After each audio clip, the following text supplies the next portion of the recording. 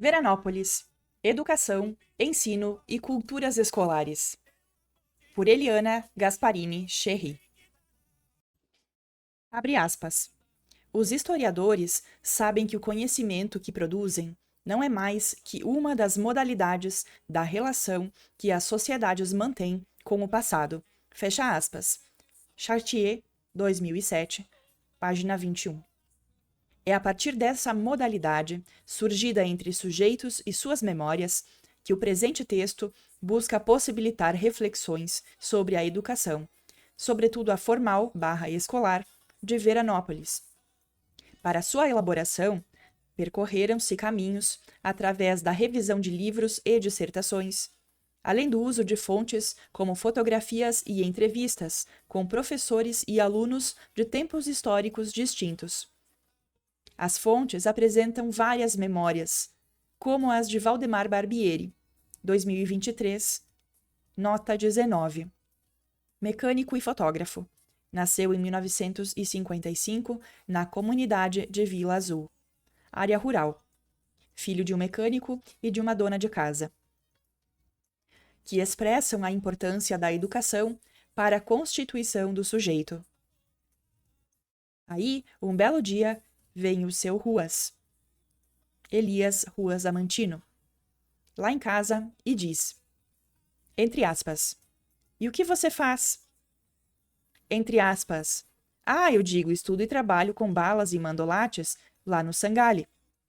Entre aspas, não quer vir trabalhar na Boito? ER Amantino, Boito e Companhia? Cara, eu tinha 12 anos. Foi ali no início de março. E aí eu digo, entre aspas, mas nem documento eu não tenho, nada. Entre aspas, não, me leva teu boletim, ele disse. Entre aspas, me leva só o teu boletim. Levei o boletim para ele, ele deu uma olhada. Dia 12 de março de 1967, entrei na Boito. Fiquei até 1970. Eu entrei como lavador de peça. Depois eu fui para as fresas. Depois fui furador de cano. Da furação de cano, eu fui para a furação de blocos.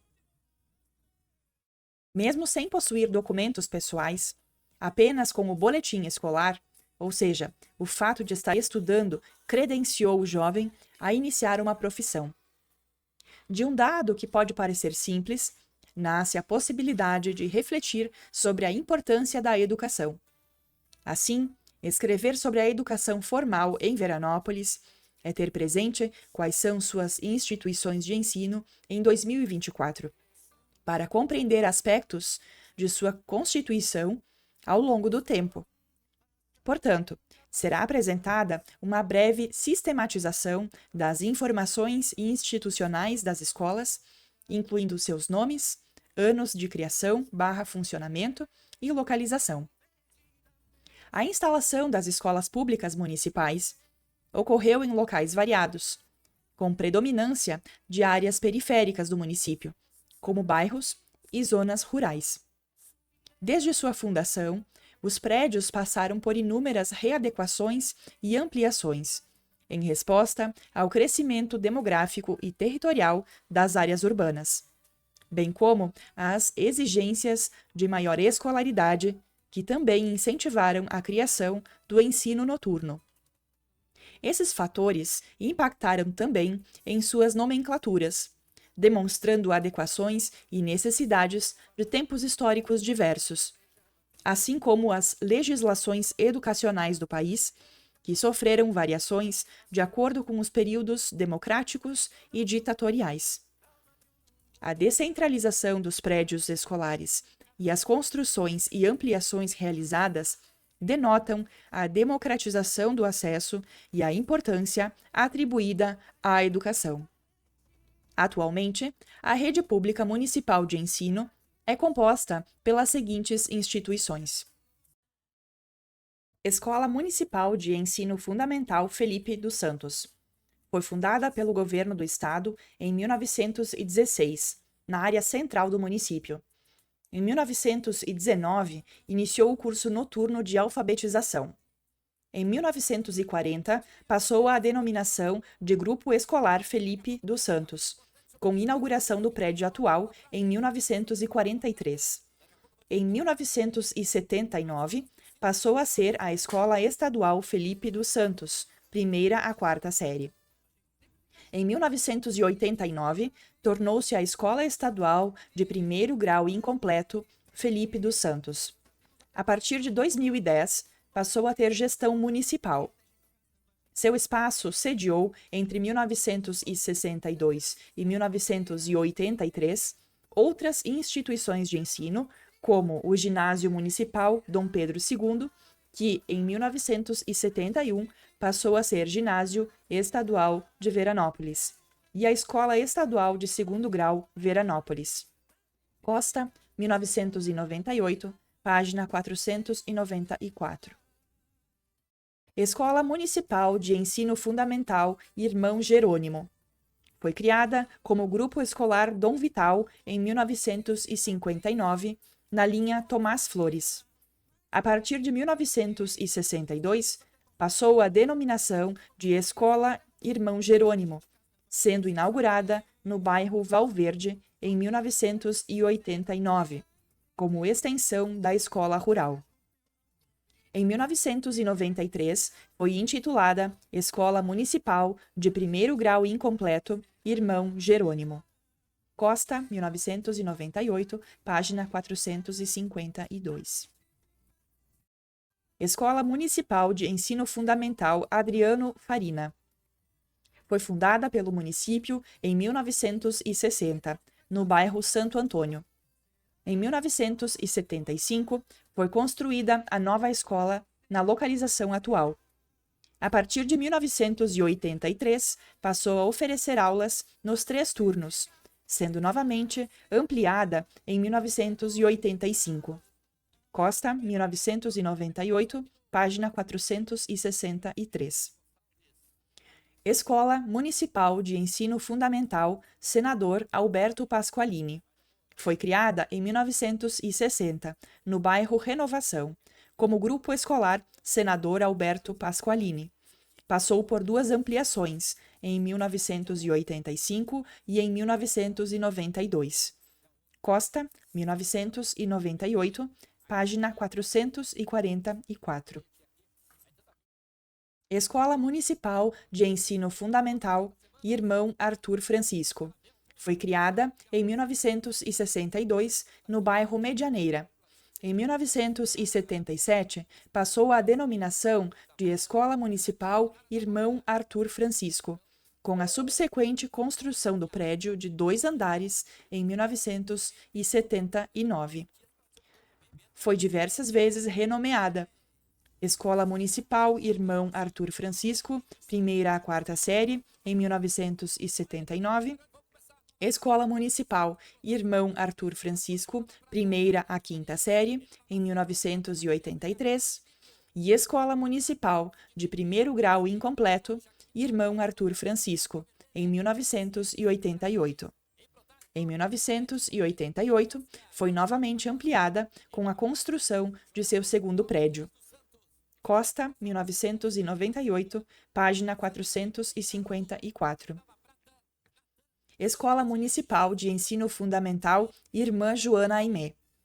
Foi criada pelo município em 1990 e começou a funcionar em 1992, no bairro Renovação, como Escola Municipal de Primeiro Grau Incompleto Irmã Joana Aimé.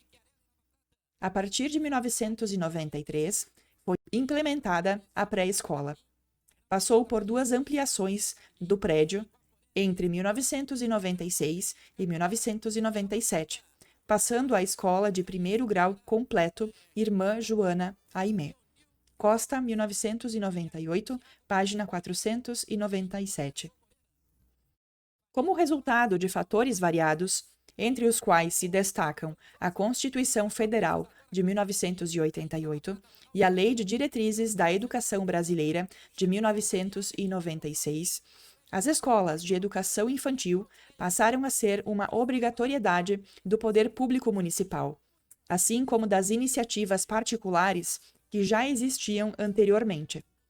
As informações a seguir foram fornecidas pelas próprias escolas de educação infantil sob a gestão do município.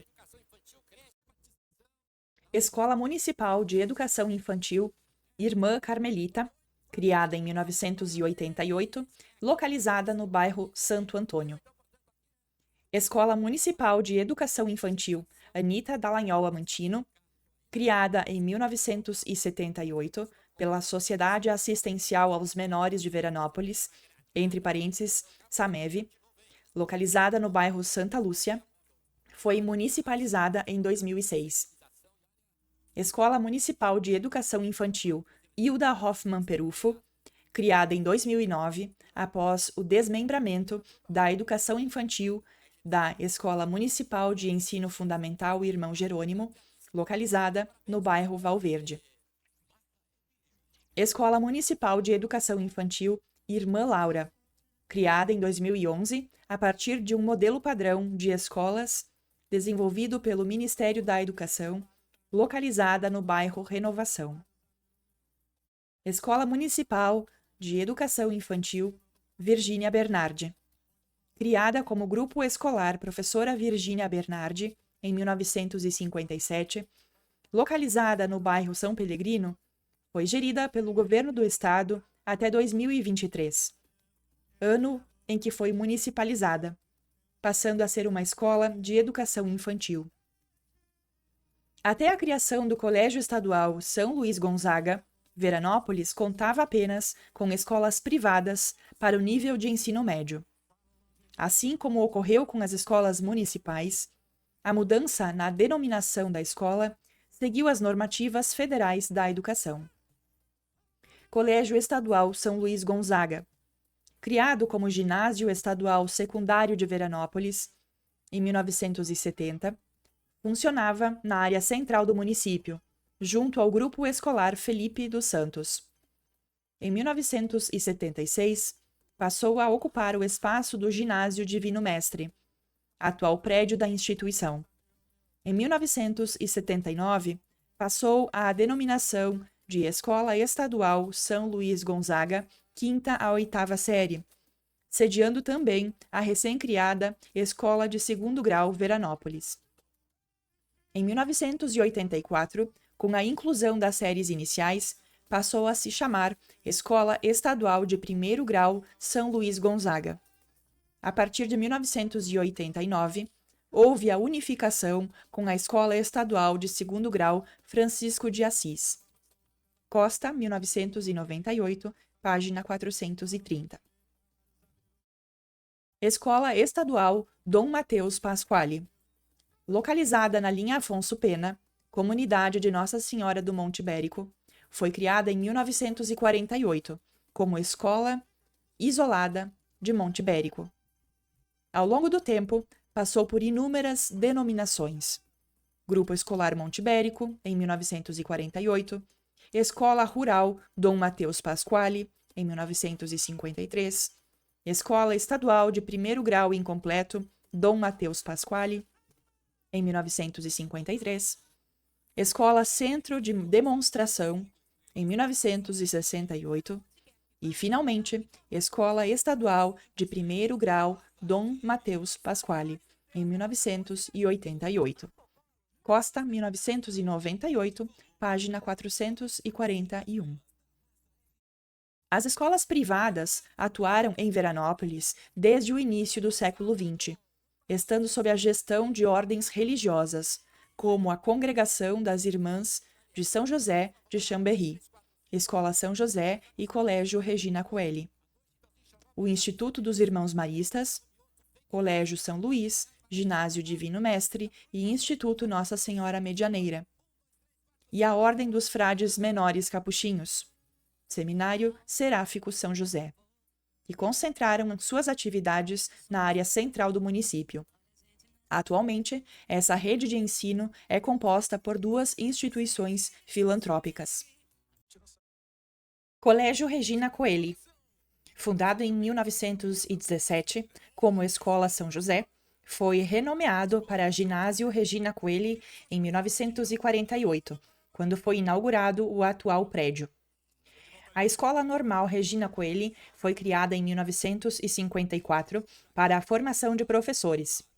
A partir de 1969, iniciou-se a unificação entre a Escola Normal Regina Coeli e o Ginásio e Escola Técnica Divino Mestre, passando a ser gerido pelo Centro Comunitário Veranense de Educação e Assistência, entre parênteses, Secovea.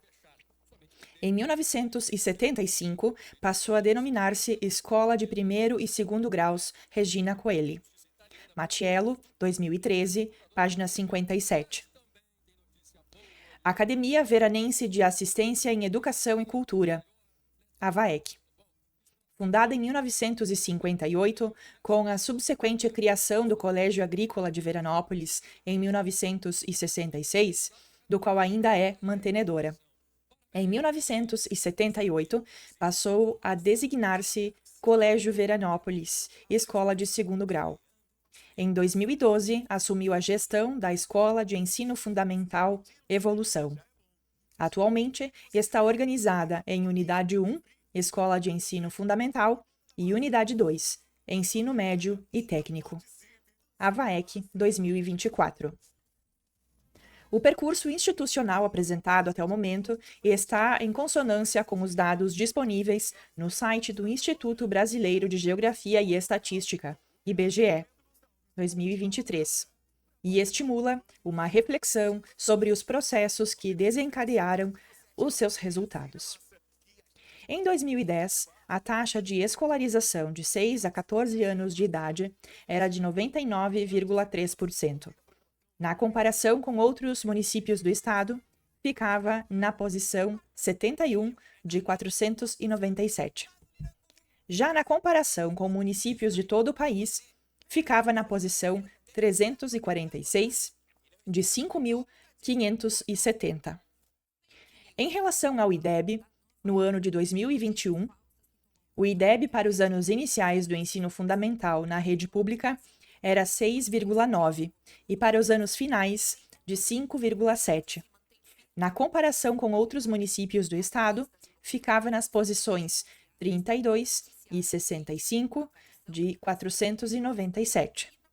Já na comparação com municípios de todo o país, ficava nas posições 172 e 274 de 5.570.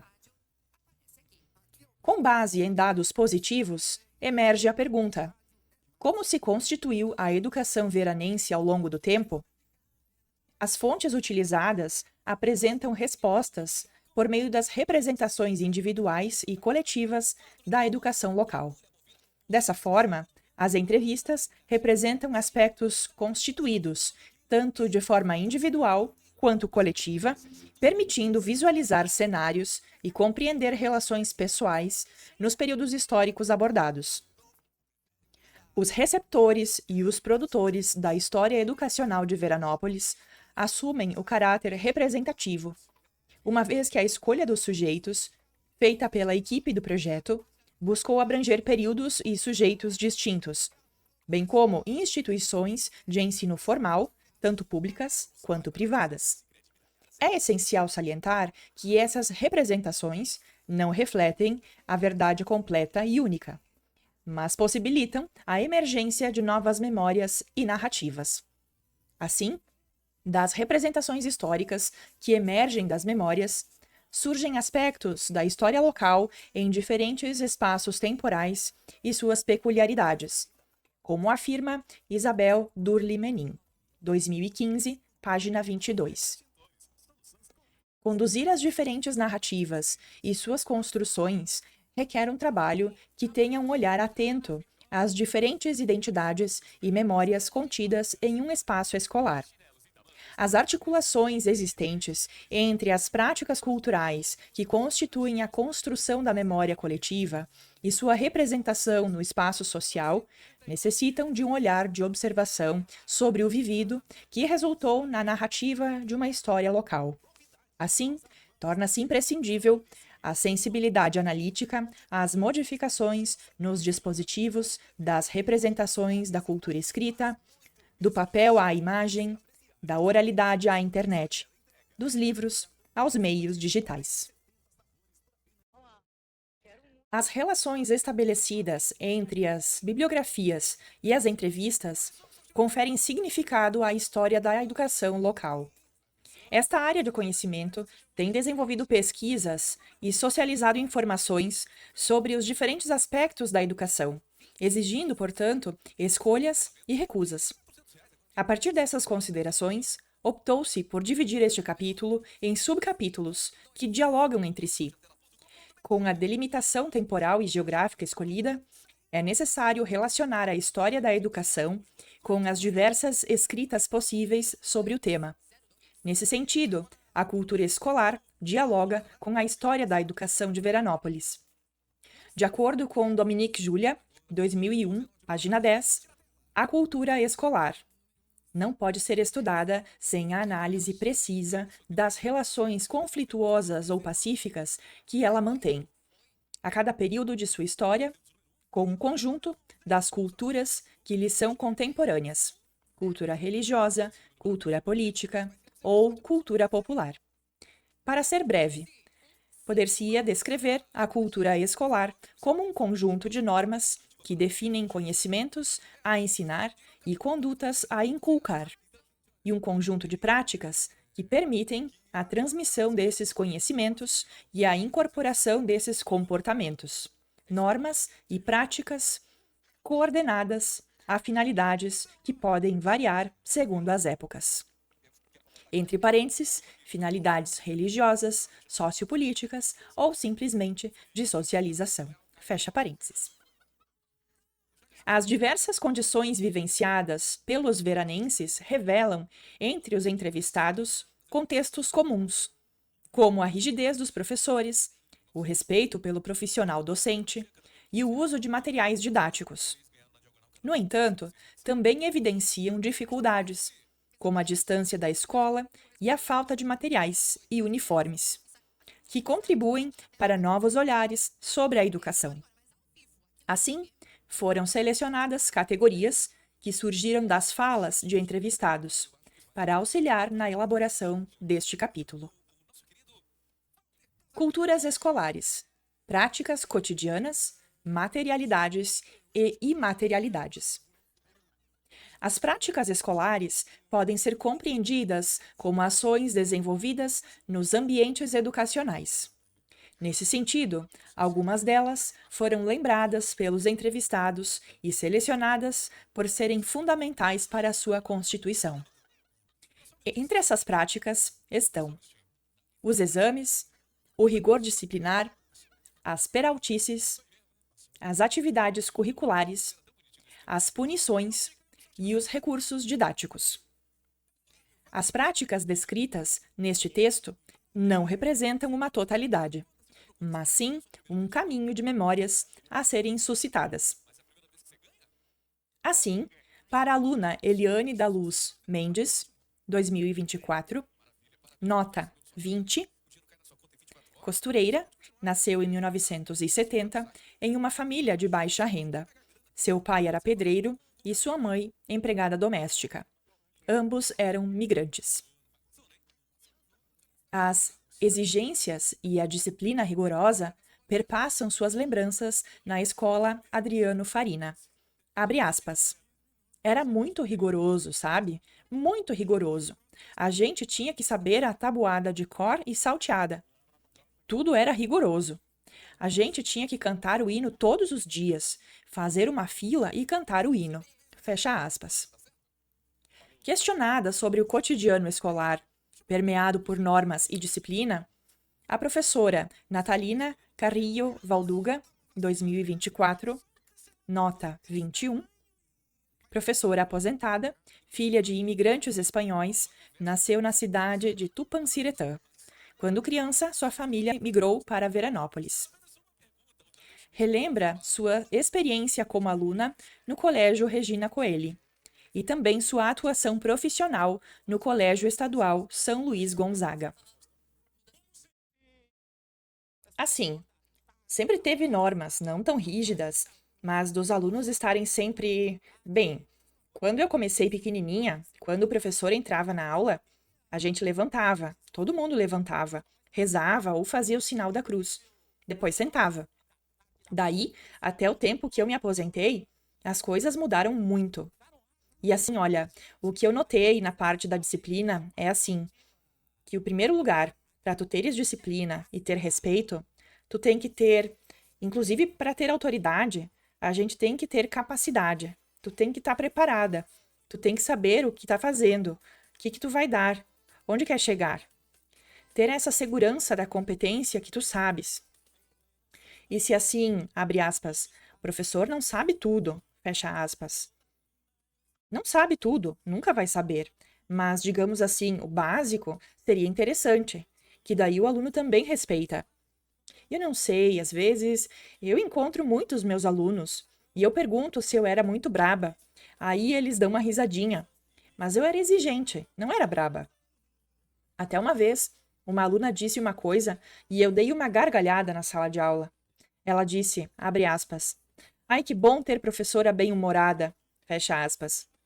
Eu dei uma risada alta, uma bobagem que ela tinha dito assim. Então, não é que eu fosse rígida, mas a minha ânsia era de ensinar, de que eles entendessem as coisas. Então, eu me esforçava bastante nisso. E eu não conseguia, assim, abre aspas, eu vou para a aula e eles não entenderam nada, vou fazer outra coisa, fecha aspas, mesmo que não adiantava fazer outra coisa. As relações entre sujeitos e o ambiente escolar são atravessadas por ações de desobediência, como as lembradas por Denise Zanettini, 2024. Nota 22. Professora aposentada, nasceu em 1962 em uma família de classe média urbana. Seu pai era empreendedor e sua mãe, exatora estadual. As irmãs eram muito rigorosas e a nossa alegria era aprontar na escola. A nossa alegria era aprontar, mas o aprontar era o quê? No magistério, a gente era 6, 7 alunas só. E a gente foi se esconder no banheiro das meninas com o balde de guarda-chuvas. Esse era o aprontar, sabe? Era só para dar risada. As professoras ficaram furiosas. A gente queria ir ver o quarto das freiras. Meu Deus! Quando a gente conseguia entrar lá, era uma satisfação ver como elas dormiam, ver como ficavam, porque era expressamente proibido. Sobre malandragens e castigos, Isabel Maria Simonato, nota 23, professora aposentada, nasceu em 1961 na comunidade de Nossa Senhora do Monte Ibérico, linha Afonso Pena. Seus pais eram agricultores e comerciantes. E Clarita Pagnoncelli Gabriele, nota 24, professora aposentada. Nasceu em 1965 na comunidade de Vila Azul, linha Carlos Gomes. Seus pais eram agricultores. Recordam o seguinte: um detalhe. Por conta desse detalhe, levei um baita de um castigo, ainda no tempo de a gente ajoelhar sobre o milho, mas enfim. O governo do estado mandava como merenda leite, leite em pó, e toda vez a gente ganhava um copo de leite. E eu, desde pequena, nunca gostei. E aí então o professor, que também era diretor, me dava um copo de leite e eu fugia. Ia atrás da cerca viva e despejava o leite atrás das plantas. E voltava sempre com o copo vazio. Um dia ele me pegou. Sabe o que ele fez? Falou, abre aspas, Isabel, vem aqui, fecha aspas. E me colocou atrás da porta, grãozinhos de milho e falou, abre aspas, tu vai ficar ajoelhada aí para aprender, porque existem muitas pessoas nesse mundo que morrem de fome e você tá jogando comida fora. O leite é sagrado, fecha aspas. Simonato, 2024. A professora, ela tomava a tabuada e ela passava com uma régua de madeira e ela batia em cima da mesa. E se alguém não soubesse, também levava uma reguadinha ali nos dedos. E aí o colega disse que era para mim, como eu sentava na primeira classe, para mim pegar a régua dela, que aí ela não teria mais. E eu escondi, realmente. Eu peguei e ele me deu de presente um saquinho de bergamotas. Gabriele, 2024. Em uma cultura em que o castigo físico nas escolas era visto como uma forma de repreensão para atos considerados inadequados, práticas como ajoelhar sobre o milho, ser surrado com varas e o uso de palmatórias eram consideradas necessárias para conduzir os alunos a uma vida ordenada. No final do século XX, essas práticas passaram a ser desaconselhadas, principalmente com a implementação de políticas públicas voltadas para salvaguardar a integridade de crianças e adolescentes. Os exames admissionais eram comuns ao avançar nos níveis de ensino. A aluna Lourdes Fávero Pessim, 2024, nota 25, professora aposentada, nasceu no interior de Fagundes Varela. Seu pai era carpinteiro e sua mãe costureira. Lembra de seu exame admissional para ingresso no nível ginasial, hoje correspondente às séries finais do ensino fundamental, no Colégio Regina Coeli. Foi muito interessante, porque nós ficávamos ansiosas. A gente nunca tinha passado por um exame oral e escrito também. Nós vínhamos de escola pública e o exame era aqui na escola particular. Então, da escola pública, nós viemos, eu acho que uma meia dúzia, porque só tínhamos o Virgínia Bernardi. Então, as minhas colegas, quando as que já estudavam aqui já tinham uma vivência, já conheciam as irmãs, eram amigas delas. Aqui as professoras todas eram religiosas. Então nós vínhamos assim muito tímidas, porque a gente via muita diferença na preparação entre quem já estudava aqui e quem vinha de uma escola pública. Além das avaliações admissionais e provas, as práticas cotidianas da educação eram orientadas e supervisionadas em instituições, tanto públicas quanto privadas. Roseli Valduga Dalpai, 2024, nota 26, supervisora de ensino aposentada, nasceu em Veranópolis, em uma família de classe média urbana. Recorda o tempo em que foi supervisora da 16ª Delegacia de Ensino, no núcleo situado em Veranópolis, junto ao Ginásio Divino Mestre, Colégio São Luís Gonzaga. Juntamente com suas colegas de núcleo, Maria do Carmo Strapasson, supervisora pedagógica, Ceres Pagliari Menegon, supervisora de informações estatística, Hélia Pompeu e Aldaci Sassi, inspetoras de ensino, elas eram responsáveis pela supervisão de aproximadamente 30 escolas distribuídas em áreas urbanas e rurais, abrangendo os municípios atuais de Cotiporã, Fagundes Varela, Veranópolis e Vila Flores. As visitas às escolas eram realizadas a cada 2 meses aproximadamente. Elas dispunham de fichas avaliativas e livros de registros das visitas, que documentavam as dificuldades das escolas e as áreas que deveriam melhorar. Além das avaliações, também eram responsáveis pelo diálogo com os corpos docentes e de direção das escolas, orientando e ouvindo suas demandas. Posteriormente, Carmen Gagliasi, Yoradia Guglielmin Boff e Zenaide Maria Boff ingressaram no núcleo. O conjunto das atividades desenvolvidas no contexto escolar reflete aspectos da sociedade, assim como a escola influencia as ações no contexto social. Permeado por atividades didáticas diversificadas, o ensino tinha dinâmicas diferentes das atuais, conforme recorda Denise Zanettini, 2024, sobre suas vivências enquanto aluna no Colégio Regina Coeli. Abre aspas. A gente tinha moral e cívica, técnicas agrícolas, técnicas domésticas. Então a gente aprendia a pintar, bordar, a fazer crochê, a fazer tricô. Fecha aspas. Lourdes Fávero Pessim, 2024, também relembra. Abre aspas. Tinha aula de música, e eu me lembro que a minha primeira nota de música na primeira série ginasial foi 3/10, porque eu não entendia nada. Fecha aspas.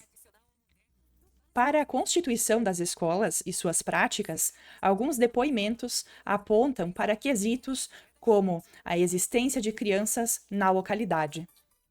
Noeci Alves da Silva, 2024, nota 27, artesã e líder comunitária, nasceu em 1958 no bairro Santo Antônio. Seu pai era policial militar e sua mãe dona de casa. Afirma: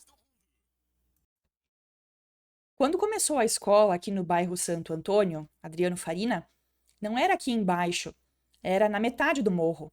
Então eram muito poucas crianças que tinham. Então a gente começou muito cedo. Para conseguirem fazer a escola, tinha que ter crianças. Então eu comecei com 5, 6 anos. Era uma que tinha só 2 peças, o banheiro e só. Eram todos juntos, não era assim, primeiro, segundo, eram 2 períodos e todas as crianças, praticamente juntas. As classes compridas, como antigamente. A relação entre a escola e seu entorno, especialmente no que se refere às condições de acesso, remete a aspectos como a ausência de ruas calçadas. Era habitual que os alunos deixassem seus sapatos do lado de fora das salas de aula e usassem chinelos de pano para a circulação interna. O depoimento de Natalina Carrillo Valduga, 2024, que reflete sobre sua experiência como aluna no Colégio Regina Coeli e como professora em uma escola municipal, ilustra essa situação. As escolas do município, a vida inteira também, tinha sempre o sapatinho para dentro da sala de aula. Os outros ficavam todos ali fora. E aí, a gente tinha um calçado, naquele tempo, se chamava Sete Vidas. Era um calçado bem simples assim. Mas ele era feito, embaixo era de borracha, todo ele, e em cima era uma lona. Era aquilo. Então, no inverno, era terrível. A gente chegava lá no colégio e trocava o sapato. Tinha o local, largava o calçado da rua e usava aquele. E aí gelava o pé para o resto do dia. Entre as vivências cotidianas frequentemente registradas por fotografias, estão as atividades cívicas realizadas em praça pública. Essas atividades eram preparadas pelas escolas como uma forma de mostrar à comunidade o seu trabalho e as potencialidades desenvolvidas. O alinhamento dos alunos e a sintonia do movimento demonstram disciplina, também reforçada pelo uso do uniforme.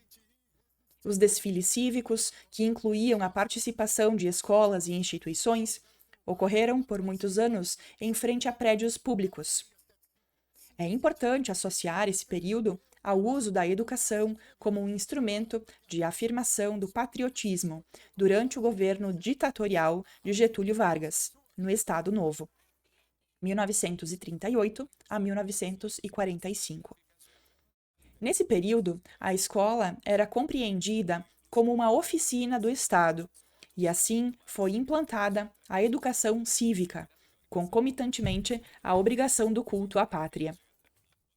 Tornaram-se obrigatórios a entonação diária do hino nacional, o hasteamento do pavilhão brasileiro e o ensino voltado aos vultos e fatos da história do país, além das comemorações das datas nacionais. Nota 28. Jornal A União, Paraíba, 9 de novembro de 1938. Os desfiles e outros eventos comemorativos de datas ou vultos nacionais já eram comuns desde 1822, ano da independência política do Brasil. No entanto, a partir dos governos de Vargas, 1930 a 1945, e 1950 a 1954, essas práticas se tornaram obrigatórias nas escolas e nas cidades, com alguns momentos pontuais de não execução. Enfileirados e desenvolvendo as atividades em círculo, meninas e meninos se apresentavam para a comunidade. As comemorações cívicas sempre atraíam muitas pessoas em Veranópolis, onde as escolas costumavam apresentar suas bandas, sobretudo a partir da década de 1960. Imagem da cerimônia cívica, Veranópolis, década de 1940. Autoria não identificada. Acervo do Moonver. Na foto, os estudantes desfilam fazendo coreografias, enquanto a comunidade prestigia assistindo das calçadas e das sacadas dos prédios e casas. A foto está em preto e branco. Imagem da cerimônia cívica, Veranópolis, década de 1930. Autoria não identificada. Acervo do Moonver. No centro da fotografia, os estudantes se apresentam em fileiras, rodando num círculo. Ao fundo, a comunidade aprecia atenta. A foto está em preto e branco.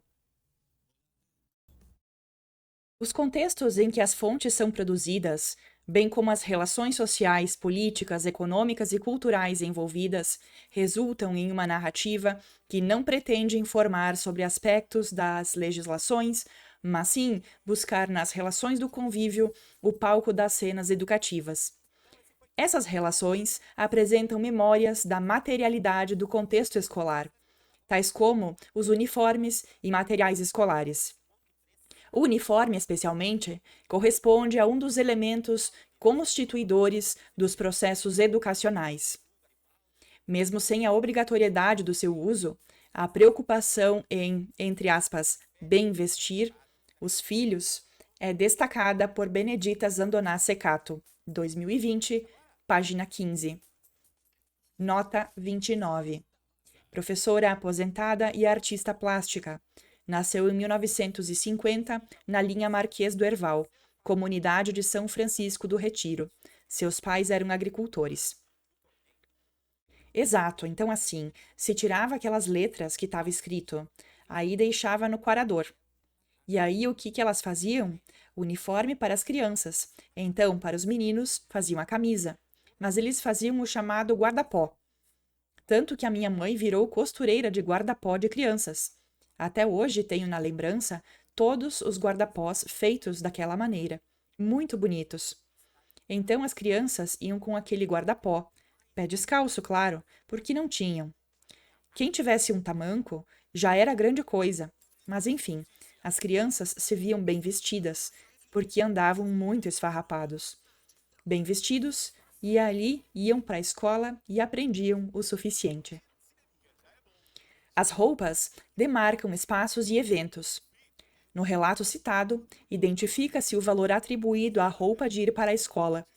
Ainda que simples, o guarda-pó e o tamanco são representantes do, entre aspas, ser estudante, representando o reconhecimento e o orgulho de frequentar a escola.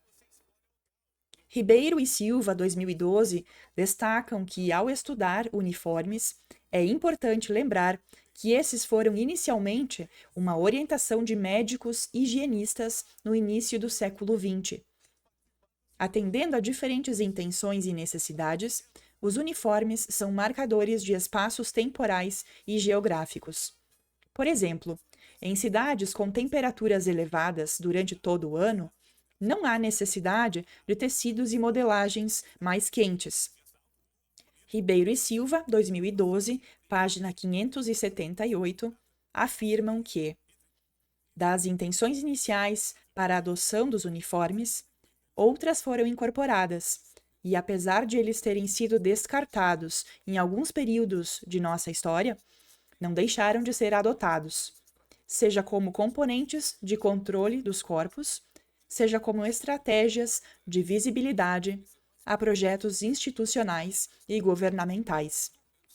Ainda hoje, tais artefatos constituem-se como elementos importantes na paisagem educacional e são aqui apresentados como expressão ou peça dessa cultura material escolar, que continua a necessitar de investimentos e problematização. Teodoro Antônio Kestier, 2024, nota 30, produtor rural e professor aposentado, nasceu em 1950 na comunidade de São José, da terceira linha Carlos Gomes. Seus pais eram agricultores. Como aluno de escola do interior, recorda que sua mãe produzia o uniforme em casa, e que este era muito simples. Abre aspas. Era um casaquinho com tipo uma bermudinha, assim a gente ia para a escola. De pé no chão, muitas vezes de pé no chão, porque não se tinha dinheiro para comprar calçados. Fecha aspas. Ele também lembra que, em determinadas épocas, o uso do uniforme foi obrigatório, mas depois, cada aluno podia usar as roupas que tinha condições de adquirir ou produzir. A ex-aluna do colégio Regina Coeli e professora Jane Dalpai Gunho, 2024, nota 31, professora aposentada, nasceu em 1952, em uma família de posses. Seu pai era empresário e sua mãe dona de casa. Também relembra o uniforme, os adereços e o frio como elementos marcantes da vivência escolar. A partir do primeiro ano, sim, nós tínhamos a saia azul marinho plissada, a blusinha branca e cabelo sempre. Isso a minha mãe que colocava os adereços, um laço de fita ou alguma coisa assim, franjinha, meia branca e sapatinho. Podia ser uma conga, podia ser um sapatinho preto. Na minha época era conguinha, uma alpargata. Eu sou da época da alpargata. Nós não podíamos usar calça comprida, não dava. Então, a gente no inverno, eu me lembro que nós usávamos acessórios, as meias, meia calça, bem para aquecer. Embaixo da meia calça, ainda outra calça comprida do pijama e depois a meinha branca. Então, nós tínhamos acessórios assim, complementares, mas não era possível usar calça comprida. Isso no meu tempo. Junho 2024 destaca que entre as normas da escola havia uma regra quanto ao comprimento da saia, que deveria ser seguido. E ainda eu lembro que nós não podíamos usar a saia acima do joelho. Nós tínhamos que usar, nós tínhamos uma medida, os bancos da capela. Então as irmãs nos faziam usar. Nos faziam ajoelhar no banco e a saia deveria encostar e passar um pouquinho o banco após a gente estar ajoelhada. Então, o que a gente fazia? Mais tarde, quando estava no quinto ano, quando saíamos da escola, nós virávamos, dobrávamos a saia para ficar acima do joelho um pouquinho. Mas se não, era assim, tinha que ser assim. No depoimento citado, é perceptível o desagrado da entrevistada com alguns costumes. No entanto, com o passar do tempo e o avanço da idade das séries, surgiram maneiras de burlá-los, como dobrar a saia acima do joelho ao sair da escola. Costumes e normas retratados pela fotografia permitem a associação da imagem a uma turma de meninas do curso normal. Observa-se a altura da saia, meias brancas, sapatos pretos e cabelos presos. Algumas estudantes usam óculos escuros e o corte dos cabelos remete aos anos 1960. Como estão em frente ao educandário e todas possuem materiais escolares, denota-se um momento específico para o registro da imagem. O uniforme pode ser compreendido como um objeto escolar e uma fonte de estudo, pois, através de sua confecção, desde a escolha do tecido e do modelo, estão atravessadas relações sociais que demarcam não apenas o seu uso, mas também aspectos de tempos históricos distintos. Sobre o uso do uniforme, Noeci Alves da Silva, 2024, relata sua experiência na escola Adriano Farina. Nós tínhamos um avental branco, um aventalzinho branco e gravatinha. E depois, quando veio o Adriano Farina para baixo, que construíram só as duas partes, daquela parte antiga, daí sim já era sainhas plissadas, camisa branca e de gravatinha. A gente sempre teve uniforme. Ah, não esqueça da conga. Quem tinha uma conga era rico, e as meias até metade da perna. Imagem das normalistas do Colégio Regina Coeli, Veranópolis, década de 1960. Foto Parisi, acervo do Montver. No registro, o grupo era formado por 8 estudantes, todas moças com idades de 15 a 16 anos. A foto está em preto e branco. Ao pensar em educação, o imaginário remete a aspectos estruturais, como prédios, composição de jardins, localização da escola. Contudo, a partir de motivações da memória, surgem outros elementos constitutivos daquilo que chamaremos de memórias escolares.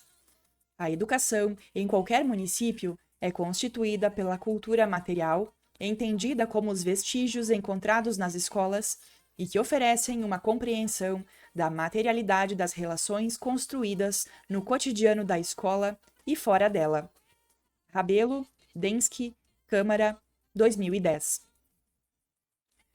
Segundo Terezinha Reck Moro, nota 32, professora aposentada e artesã, nasceu em 1950 na comunidade de São Luís, Cotiporã. Seu pai era agricultor e sua mãe, professora. E Clarita Pagnoncelli Gabrielli, as lembranças escolares transitam entre o material e o imaterial. A seguir, destacam-se trechos de seus relatos sobre esse tema.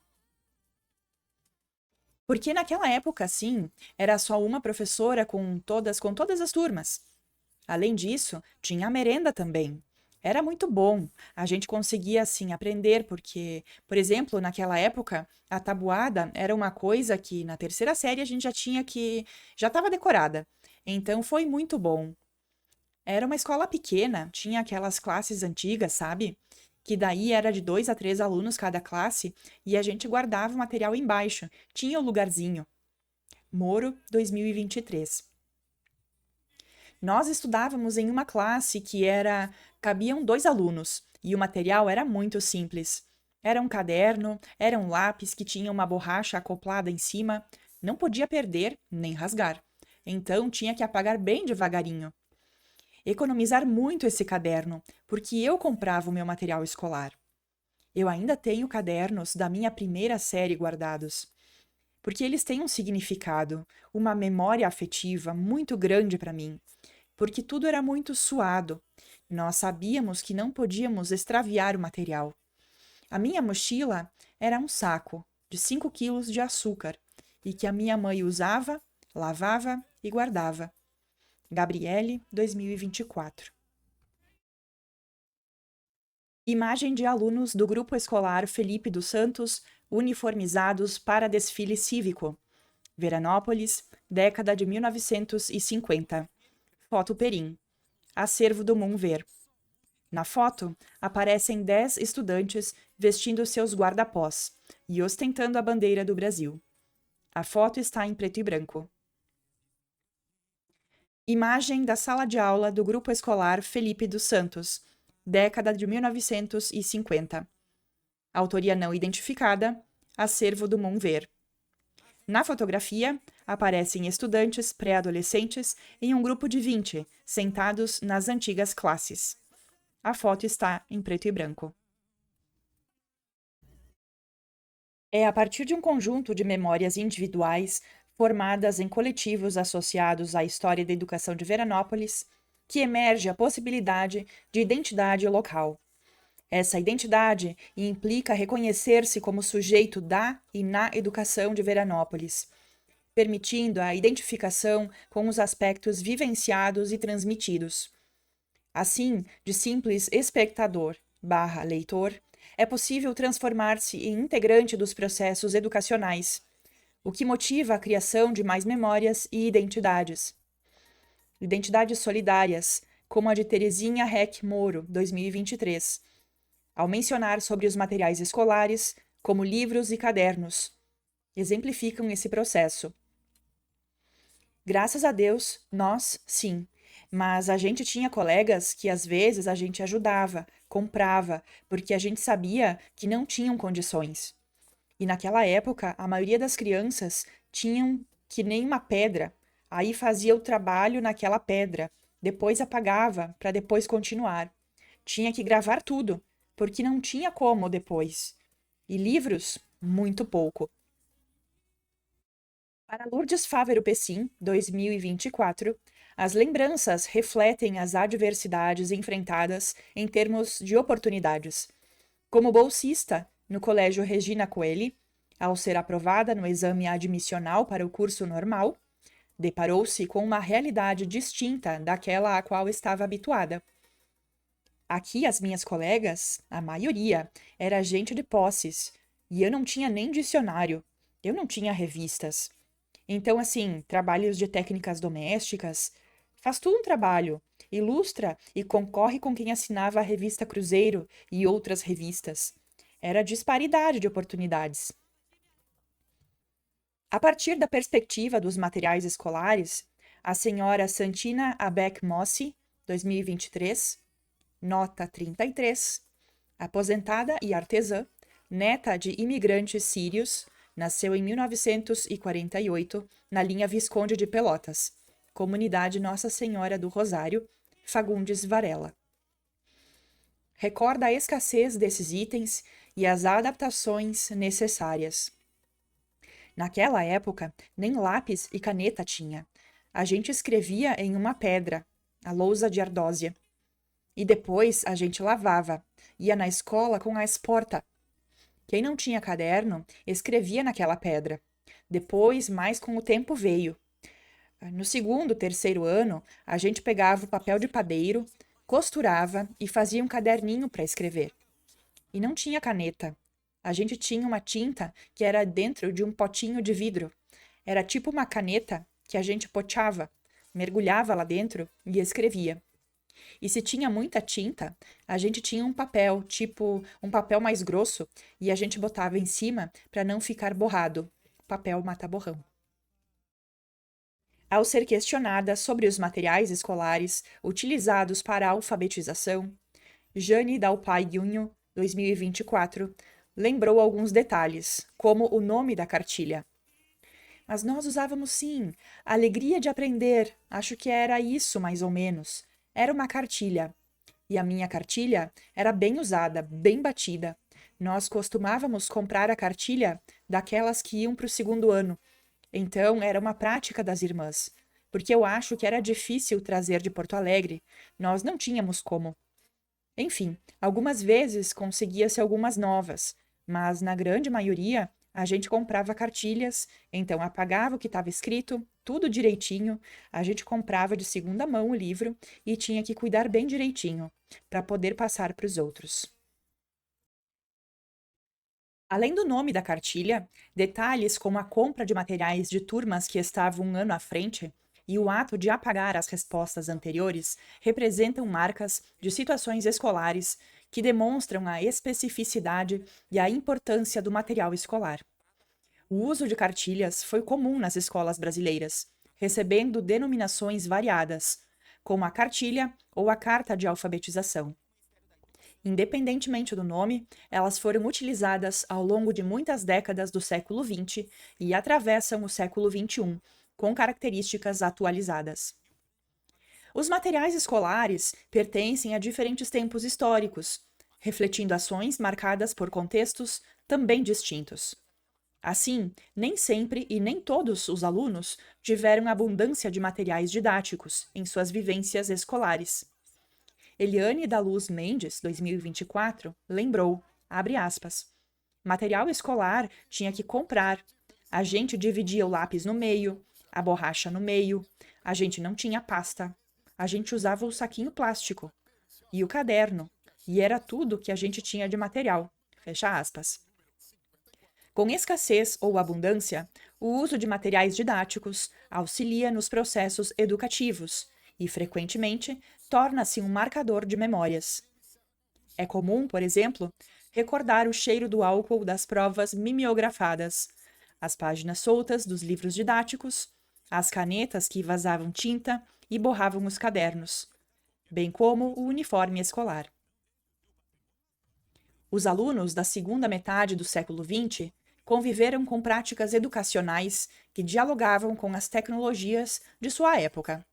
Dessa forma, o uso do mimeógrafo e o costume de cheirar as provas ou materiais distribuídos pelo professor foram hábitos constantes, conforme explica a professora Natalina Carrillo Valduga, 2024. Olha, bem no começo, como a escola não tinha muitos recursos, nós tínhamos o mimeógrafo a álcool. Aquilo era uma tragédia, pessoal. Deixava a folhinha da prova toda prontinha, toda digitada ou até à mão, aí vinha botar. Se ia muito álcool, queimava a tal da matriz, e não tinha o que fazer. Aquela estava morta. Das pequenas escolas rurais aos grandes edifícios urbanos, o espaço físico é um importante modelador das práticas escolares e das memórias daqueles que por ali passaram. Os prédios escolares de diversas localidades foram construídos após a fundação das escolas, dadas as necessidades advindas do número crescente de alunos e dos recursos disponíveis. Costa, 1998, página 476, afirma que, abre aspas, os primeiros trabalhos letivos da comunidade Capela Nossa Senhora Auxiliadora foram ministrados na residência de Ângelo Sensi, até ser construída uma pequena escola comunitária. Fecha aspas. Relatos identificam uma prática comum nas primeiras décadas do século XX, em que residentes disponibilizavam espaços privados para a realização das aulas, a fim de viabilizar a alfabetização no interior. Imagem de evento na Escola Rural da linha Barão do Triunfo, comunidade de Nossa Senhora do Pedancino, Veranópolis, década de 1930. Foto Perim. Acervo do Moonver. Na foto, encontram-se os estudantes e suas famílias, retratando toda a comunidade. Uma bandeira do Brasil aparece hasteada ao centro, nas mãos de um morador. A foto está em preto e branco. As relações estabelecidas também estão ligadas ao prédio e às sensações ali sacralizadas. Para Salles, 2002, página 341, abre aspas. O valor simbólico do prédio escolar é fruto, portanto, de uma espécie de consenso social, em que as representações desempenham um papel importante no processo de legitimação da instituição de ensino que o prédio escolar encerra. Fecha aspas. Nem todas as escolas possuíam prédios estruturados adequadamente, como lembra a professora Natalina Carrillo Valduga. 2024. Quando eu lecionei na Alberto Pasqualini, não tinha água e não tinha luz no prédio, e não tinha banheiro. Por conseguinte, tinha que ir na chamada casinha. Eu trabalhava com criança pequena, tinha que ir lá porque elas tinham medo de usar a casinha, que era a latrina. Daí, eu ia no vizinho pegar de manhã, pegar um balde d'água para a higiene das crianças, para lavar as mãos. E no sábado nós íamos fazer a faxina na escola, porque naquele tempo não tinha faxineira, nem secretária, nada. Quem trabalhava ali fazia o trabalho administrativo também, no caso. A educação brasileira, a partir da Constituição de 1934, passou a ser mais considerada e de maior alcance social. Nesse sentido, na década de 1950 e no início da década de 1960, várias ações foram desenvolvidas no Rio Grande do Sul a favor da educação. Entre elas, a construção de escolas no interior, como as chamadas brisoletas. Nota 34. Modelos de escolas implantadas durante o governo de Leonel de Moura Brizola, 1959-1963, que contavam com projetos padronizados para a construção de pequenas escolas públicas laicas, especialmente na zona rural, popularmente conhecidas como brisoletas, pela associação ao sobrenome do chefe do Executivo gaúcho. Marinho Moraes, 2017. Mesmo com instalações menos robustas, os prédios escolares são lembrados, tanto por suas instalações internas quanto externas, sendo representativos nas narrativas. De acordo com Salles, 2002, página 340. O valor atribuído aos diversos tipos de escolas é fruto de um processo sócio-histórico, SIC, de julgamento social, que se estabelece e se manifesta nas representações sociais de escola que os sujeitos compartilham em um determinado contexto. As memórias podem ser acessadas de várias formas. Uma delas é por meio das lembranças sobre aspectos acionados em entrevistas orais, que remetem à educação. Natalina Carrillo Valduga, 2024, narra, abre aspas, eu fiz o ensino fundamental na escola Regina Coeli.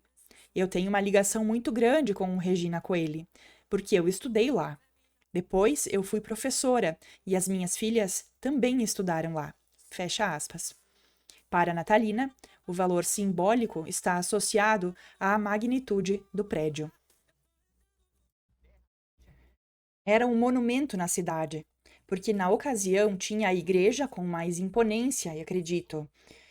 Ficou um tempo entre lá e aqui o Divino Mestre, porque os dois prédios. Então, os meninos estudavam aqui e as meninas estudavam lá. E eu gosto muito de lá também. Lá no Regina, porque eu fui muito feliz lá. Nossa infância foi muito boa. Eu passei por traumas pesados lá. Meu pai faleceu, eu tinha 10 anos só. Então foi muito significativo isso. E as irmãs, como eu digo, as religiosas, elas eram muito dedicadas, delicadas, acompanhavam a gente. Então minhas lembranças lá são todas boas, bem agradáveis. Assim, aquele silêncio, o prédio bom, só já que nós estamos falando de uma forma bem simples, eu passei muito frio lá. Diz que criança não sente frio. Sente frio sim, porque o colégio grande, as salas de aula são todas para o lado sul, então o sol que entrava era pelas janelas laterais. Só uma pontinha do sol chegava. Então, eu me lembro o frio que eu tinha. A gente usava roupa curtinha, não se usava calça comprida. Valduga, 2024. Das instalações em residências aos grandes prédios escolares de Veranópolis, ganha significado a presença do Colégio Agrícola, localizado em Sapopema, com educação técnica voltada para as necessidades das atividades primárias, uma vez que a região tem na pequena propriedade parte significativa de seu sustento. Conforme Costa, 1998, página 469, as aulas iniciaram em 1966, com autorização para funcionar em 1967. Durante as manhãs, havia aulas de cultura geral, e à tarde, as aulas aconteciam no Centro de Treinamento Agrícola, o que demandou a implantação de edifícios escolares adequados às atividades do ensino técnico em agropecuária. Imagem do Grupo Escolar Senador Alberto Pasqualini, Veranópolis, década de 1960. Foto Parisi, acervo do Montver. Na foto, registra-se a fachada antiga da escola. A fotografia está em preto e branco. Imagem do Colégio Regina Coeli, Veranópolis, década de 1950. Foto Parisi, acervo do Montver. Na foto, o edifício da escola. A foto está em tons de sépia. Imagem do Colégio Agrícola, Veranópolis, década de 1960. Foto Parisi, acervo do Montver. Na fotografia, aparecem os dois blocos do colégio, de um andar cada, com um robusto pinheiro e cerca viva em frente. A foto está em preto e branco. Imagem do Centro de Treinamento Agrícola, Veranópolis, década de 1960. Foto Parisi, acervo do Montver. Na foto, aparecem os alunos rapazes, ao lado de um trator e de um jipe. Ao fundo, o pavilhão de treinamento. A foto está em tons de sépia. Imagem do Colégio São Luís, Veranópolis, 1928. Autoria de José da Costa. Acervo pessoal de Zélia Sartoreto. Na fotografia, aparecem 3 homens, um deles sacerdote, em frente aos muros da escola. Ao fundo, a bela construção educacional. A foto está em tons de sépia. Imagem da construção do edifício do Ginásio Divino Mestre, atual Colégio Estadual São Luís Gonzaga, Veranópolis, década de 1950. Foto Parisi, acervo do Montver. No centro da foto, destaca-se o colégio, tomando a extensão da quadra e formando um L à esquerda. Foto em preto e branco. A presença de ordens religiosas católicas no município é apresentada em obras como as de Geraldo Farina, 1992, e Marina Matiello, 2013. A partir de suas contribuições, os prédios escolares, que abrigaram as escolas confessionais, ganham significado. Esses edifícios possuem estruturas características de seminários e conventos, com plantas em formato de U ou de L, de modo que suas paredes protegiam os alunos do mundo exterior, direcionando-os para o pátio interno, assim como deveriam voltar-se a si mesmos e a Deus. De acordo com Matiello, 2013, página 45. Em março de 1914, foi possível a abertura de um colégio de irmãos maristas. Com o auxílio do Frei Luís e de amigos influentes que emprestaram a quantia necessária para a construção do prédio, os freis capuchinhos, presentes no município desde 1901, compraram um prédio na parte superior da vila. O prédio que havia sido utilizado pelo Colégio Brasileiro foi acrescido de um pequeno pavilhão de madeira e se tornou o Colégio São Luís Gonzaga. Farina, 1992. Não sendo suficiente a quantia arrecadada por ações, a Intendência Municipal auxiliou com o restante necessário, hipotecando o imóvel até que a dívida fosse quitada. A ingerência das ordens religiosas impulsionou a construção de outros prédios escolares para formações vocacionais, como o Seminário Marista Medianeira, o Seminário Seráfico São José e o Seminário Santo Antônio de Vila Flores. Esses prédios suntuosos, que ainda existem, representam processos educativos na cidade, atendendo alunos em regime aberto, de internato e semi-internato. Dessa forma, os prédios escolares podem ser fontes de memórias e estudos, pois a constituição das pessoas que ali estudaram, trabalharam e conviveram está atravessada pela e na arquitetura, nas instalações, nos arredores e nas dinâmicas de cada contexto histórico, seja pelo barulho ou pelos silêncios, pelos trabalhos pendurados nas paredes, pelos escritos em classes ou até mesmo nas portas dos banheiros.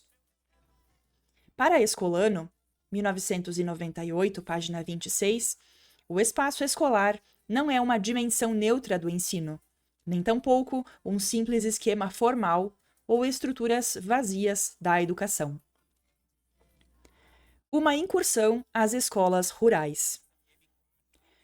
Com base nas entrevistas realizadas, as narrativas dos sujeitos representam e simbolizam aspectos e não a totalidade da história da educação em Veranópolis. Desde sua constituição como município, como na maioria das comunidades da época, as primeiras, entre aspas, aulas eram ministradas por pessoas consideradas mais alfabetizadas. As dificuldades impostas pelas distâncias no início da ocupação do território pelos imigrantes de origem europeia destinavam à educação um espaço ainda a ser constituído. No final do século XIX e início do século XX, conforme Farina, 1992, a escolaridade formal, subvencionada pelo Estado, começa a se estabelecer no local.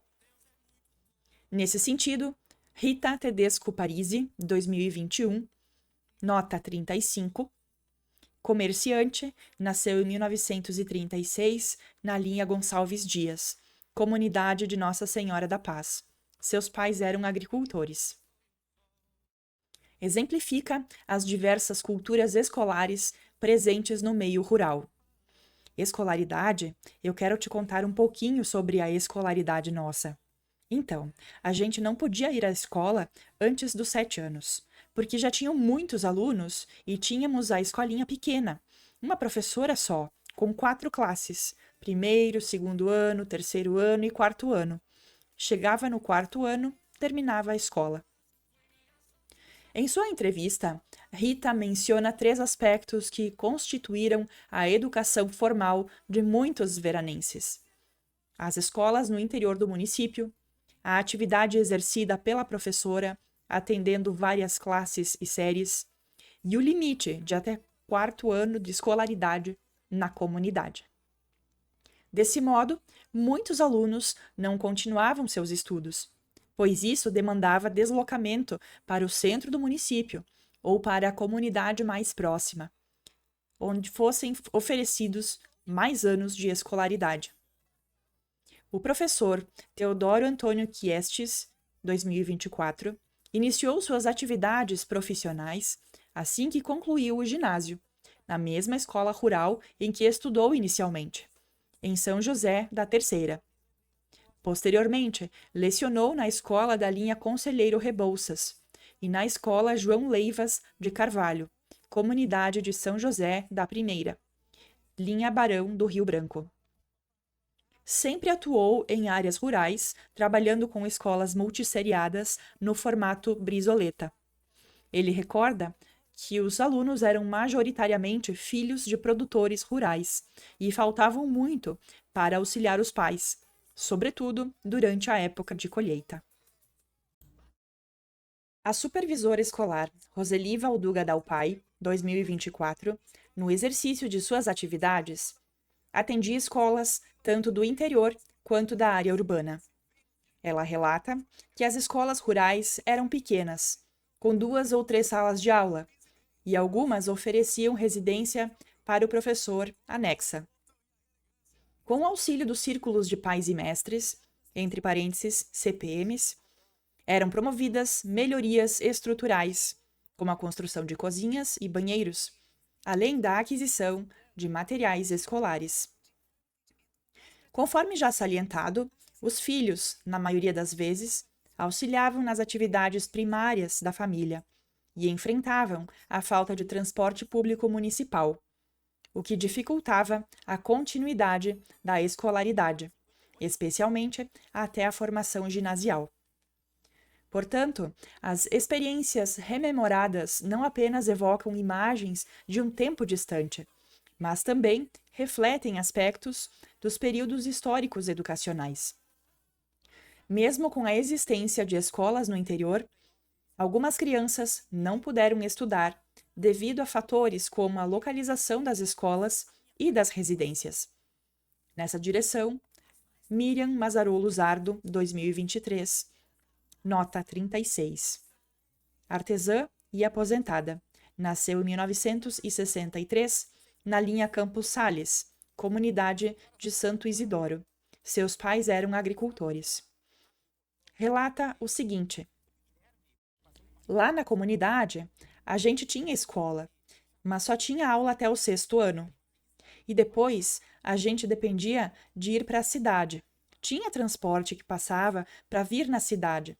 Só que nós, como a gente morava fora da estrada, eram 3 quilômetros de distância, então, para nós chegar aonde passava o ônibus, tinha que sair 5h30, 5:45 de casa. Também não era motivo de não, mas e o inverno? Isso era de noite. E quando chovia? O meu pai não tinha condição de transportar nós de levar nós até onde passava o ônibus. Então, eu não tive oportunidade de estudar. Conforme salientado, muitas crianças dividiam suas atividades entre a escola e o trabalho na roça. Como conta Santina Abeck Mossi, 2023, abre aspas, desde o colégio, a gente ia para o colégio meio turno, com 9 ou 10 anos, e o segundo turno era na colônia. Fecha aspas.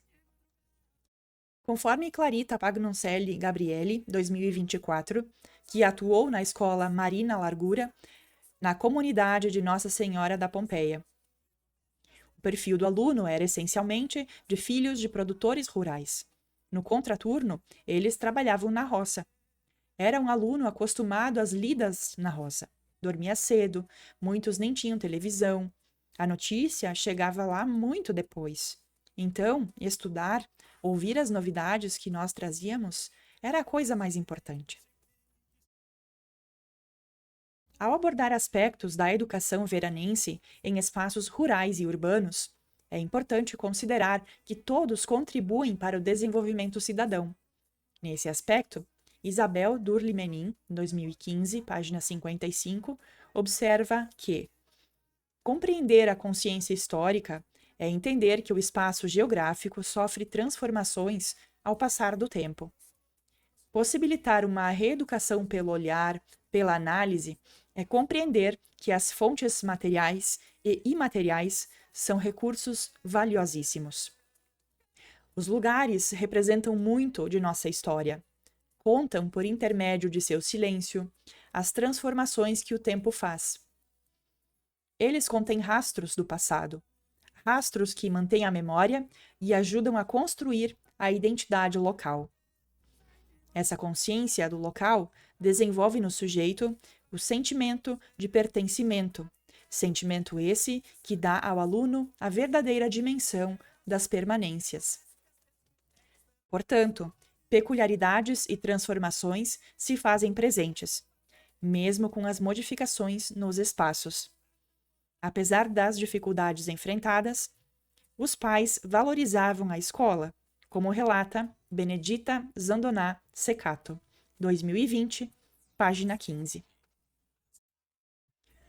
Bom, era difícil quanto à alfabetização das crianças, mas os pais queriam que as crianças tivessem uma pequena escolaridade.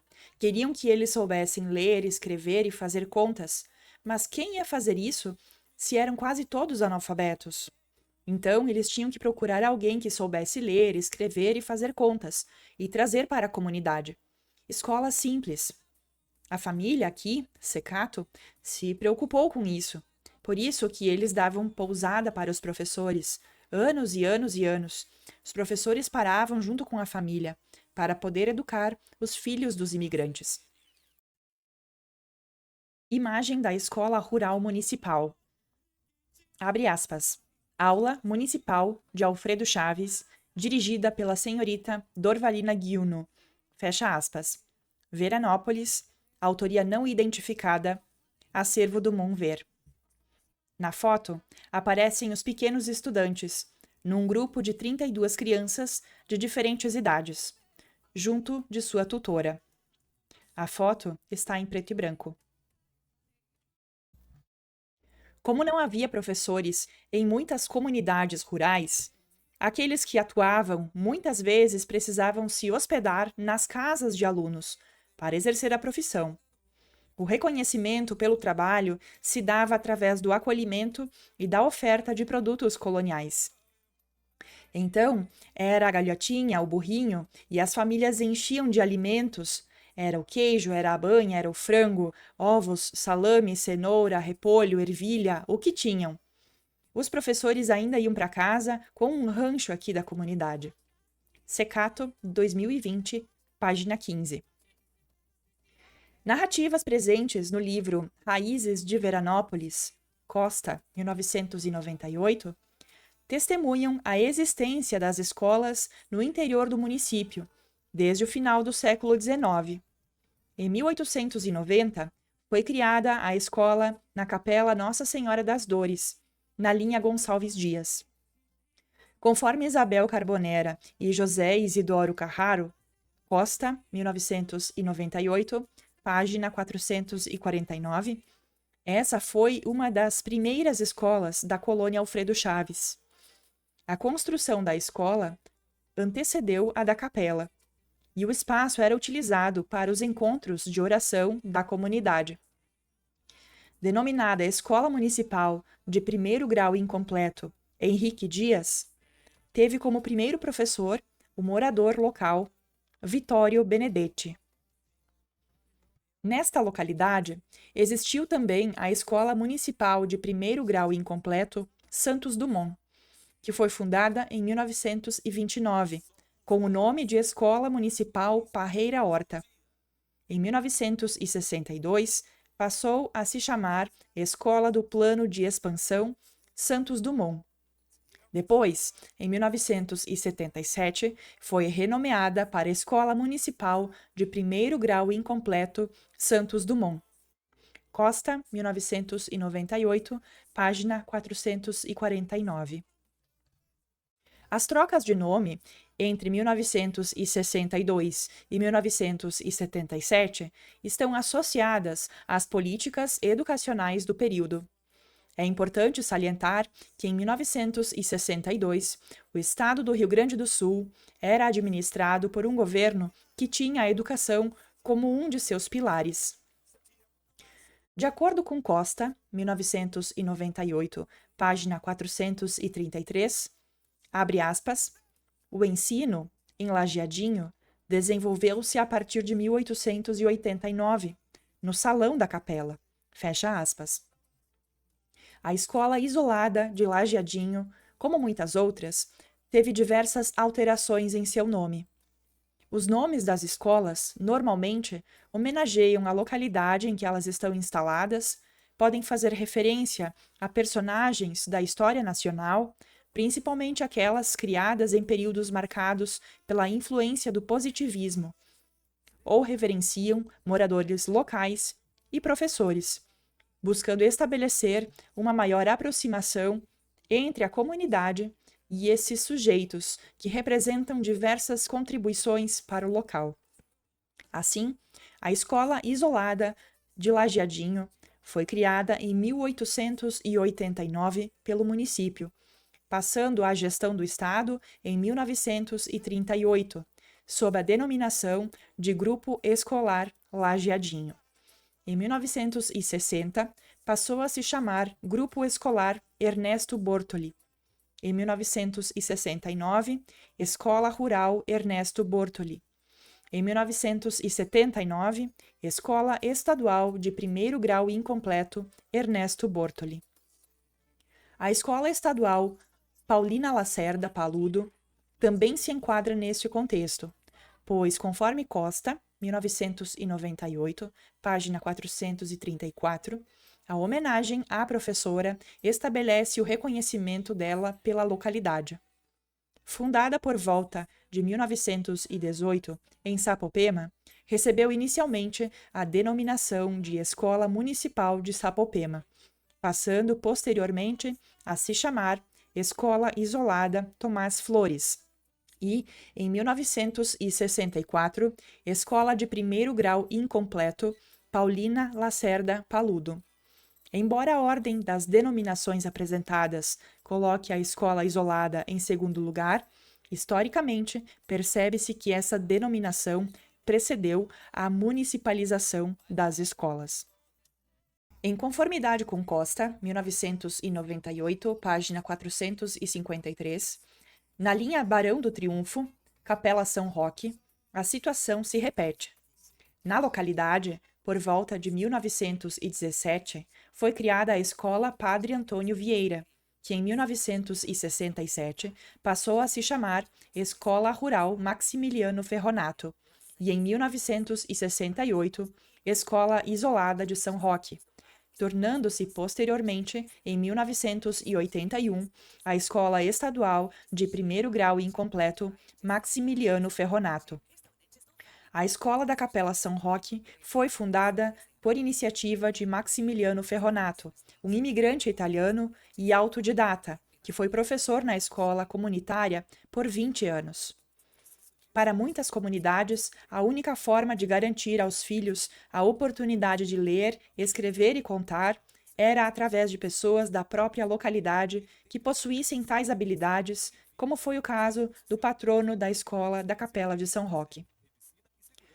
A linha Barão do Rio Branco também dispôs de 2 instituições de ensino, um fato atribuído por Costa, 1998, página 457 a página 458, ao crescimento demográfico e à extensão territorial da localidade. A primeira foi a Escola Municipal Barão do Rio Branco, criada em 1930, próxima à Capela de São José da Primeira, que em 1969 passou a funcionar em 2 turnos, manhã e tarde. Abre aspas. Devido à distância da escola, a professora dormia e fazia as refeições na própria escola, indo para casa somente no fim da semana. Fecha aspas.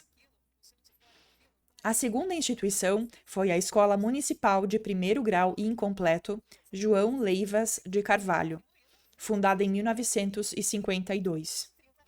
Entre 1956 e 1969, a escola pertenceu à Vila Flores, quarto distrito de Veranópolis, devido ao desconhecimento preciso das divisas distritais. A diversidade étnica também marcou as vivências nas comunidades rurais.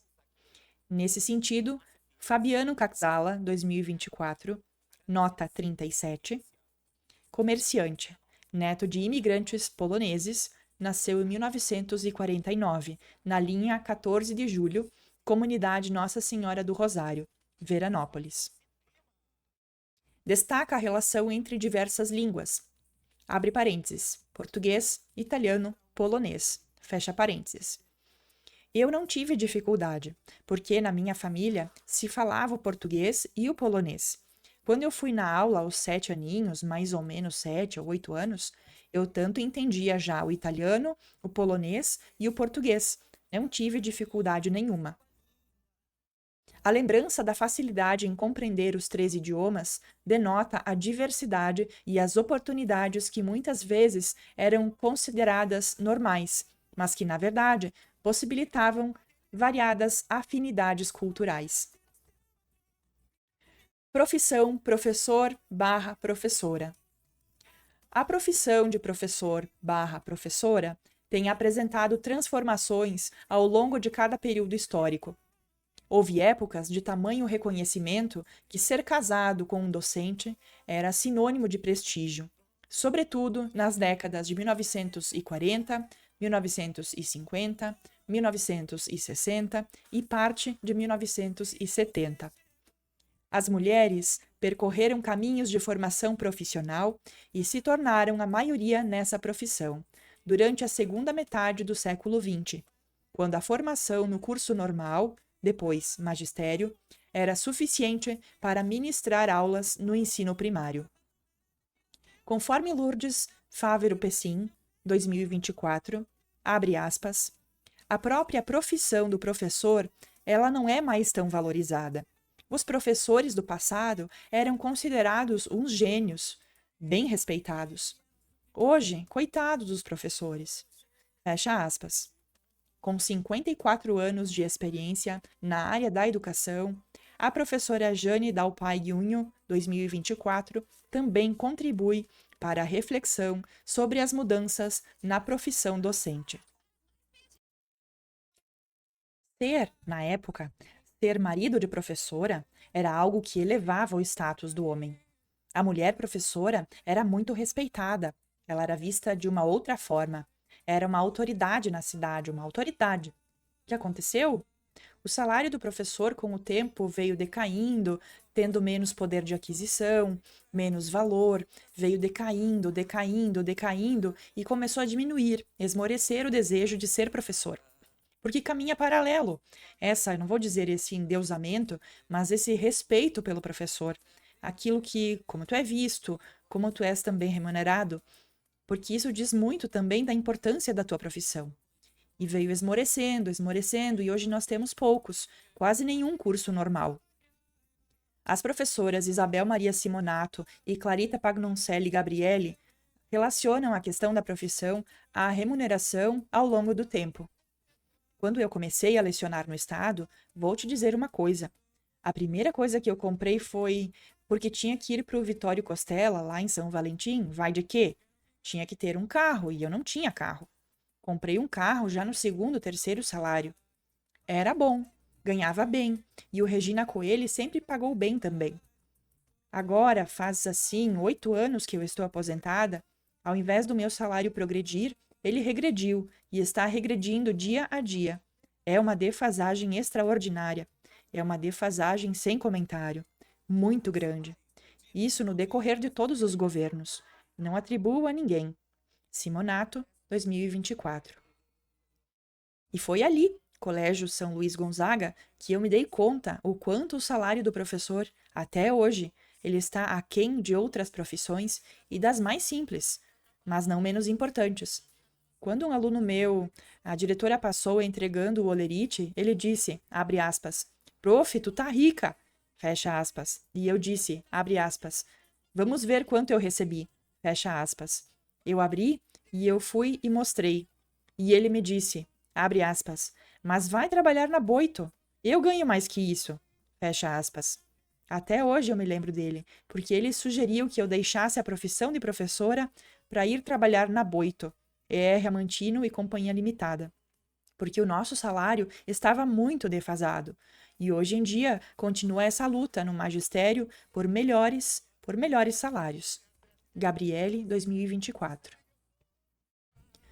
Com a Lei de Diretrizes e Bases da Educação de 1996, a formação em curso de licenciatura em nível superior passou a ser gradualmente um requisito. Conforme atesta o depoimento de Maria de Lourdes Escopel Gregol, 2024, o município sempre nos proporcionou momentos de formação. Então, até então, o que tu tinha como magistério para administrar uma escola, para administrar teu grupo de trabalho, para te estar numa sala de aula, era bom, era por aí.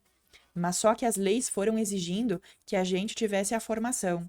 Daí eu fiz pedagogia. Logo que eu fiz pedagogia, fiz a pós-graduação. Fui em busca de uma pós em gestão e em alfabetização também.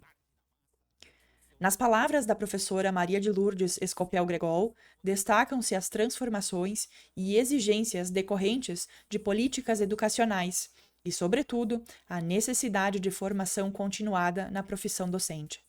Não satisfeita apenas com a graduação, ela buscou cursos de pós-graduação, assim como muitos outros profissionais, o que contribui significativamente para a qualificação da carreira. Imagem da formatura da Escola Normal Regina Coeli. Veranópolis, década de 1960. Foto Parisi. Acervo do Monver. Na foto, aparecem 14 formandas do curso normal, junto a irmãs e a docente da escola. A foto está em preto e branco. A professora Lourdes Fávero Pessim, que iniciou no magistério público estadual na escola Maximiliano Ferronato, na comunidade de São Roque, linha Barão do Triunfo, relata que morou na localidade com seus tios, ajudando nos serviços domésticos e na confecção de palhas no contraturno da escola. A respeito dos alunos do interior do município, ela apresenta realidades relacionadas à falta de recursos econômicos, afirmando que a maioria não tinha condições de adquirir uniforme e materiais escolares.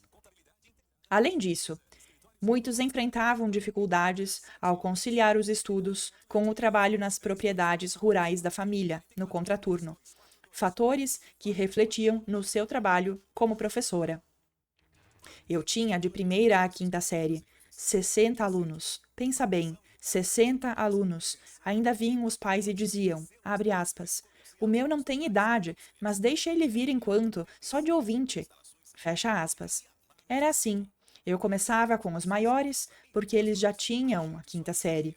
Mas eu não tinha como preparar alguma coisa por escrito. Eles não tinham livro-texto. Então, eu tinha que passar no quadro negro. Eu passava rápido, resumidinho, e depois passava para o quarto ano. Pessim, 2024. O relato permite visualizar tanto as dificuldades quanto as satisfações da profissão. Mesmo que o profissional tivesse que atender a alunos de séries múltiplas, ele era respeitado e valorizado pela comunidade. Para Teodoro Antônio Kiestier, 2024, as lembranças de seu tempo, como aluno, evidenciam os desafios da carreira docente. Não era fácil, porque além das séries multisseriadas, a professora tinha que fazer merenda, tinha que cuidar da escrituração, dos livros da escrituração, tinha que fazer a limpeza, era tudo com a professora. E os alunos? A professora se desdobrava, trabalhava um pouco com uma série, um pouco com outra, dava um conteúdo para uma, um conteúdo para outra. Ex-aluna do curso normal no Colégio Regina Coeli, Jane Dalpai Guinho foi convidada a lecionar na mesma escola após concluir o curso. Ao mesmo tempo, continuou seus estudos cursando licenciatura em música na Universidade de Caxias do Sul, UCS. Após ser aprovada em concurso público, passou a atuar paralelamente na educação privada e pública. Sobre sua trajetória, ela contou: eu saí da sala do estado, que eu dava aula de música, e fui para a supervisão, mas não saí da sala da escola particular, porque concomitante eu dava aula aqui, para o curso normal, que era uma coisa que me alegrava, trabalhar com as normalistas, preparando para aquilo que elas tinham que fazer. Então eram coisas muito... Eu trabalhava no começo, eu comecei com alfabetização aqui, eu trabalhava com todo o processo alfabetizatório, que foi o meu estágio, que eu continuei depois, um tempo ali, e elas. E as irmãs já me pediram para trabalhar com o curso normal. Por quê? Porque eu fazia algumas coisas meio fora do comum. E as irmãs meio que diziam, abre aspas, mas tu não pode, fecha aspas. No estágio, a minha supervisora dizia, abre aspas, tu não pode, te esconda para fazer, não deixa a madre ver, porque isso não é possível, fecha aspas. Que era uma coisa muito disciplinar, era um na frente do outro. Junho 2024. Conforme apresentado, a profissão de professor/professora passou por inúmeras transformações ao longo do século XX, como evidenciado pelas diversas narrativas presentes nas entrevistas. Mesmo diante dos mais diversos desafios enfrentados ao longo de suas carreiras, tanto no magistério público quanto no privado, a maioria desses professores expressa orgulho pela profissão e, se pudesse, a escolheria novamente. Imagem das professoras do Grupo Escolar Felipe dos Santos, Veranópolis, década de 1950. Foram identificadas Maurícia Resque Zanqueta, Horádia Guglielmin Boff e Zenaide Maria Boff. Foto Parisi. Acervo do Moonver. Na foto, há um grupo de aproximadamente 30 professoras. A foto está em preto e branco. A educação tem sido essencial. Estudar e escrever sobre a educação em Veranópolis, ainda que em breves linhas, contribuiu para a afirmação de que a educação é fundamental. No entanto, apenas ela não é capaz de transformar a sociedade. São necessárias ações inter- e multidisciplinares de todos os setores para que os resultados sejam eficientes. Desde a importância da escola, relatada na primeira fala transcrita, até a profissão de professor, esses são marcadores da importância e da valorização da educação. Fica a convicção de que é necessário repensar a educação cotidianamente, além de valorizar seus profissionais, professores e funcionários, e dialogar com as comunidades, uma vez que a educação é propulsora de identidade local e, portanto, de cidadania.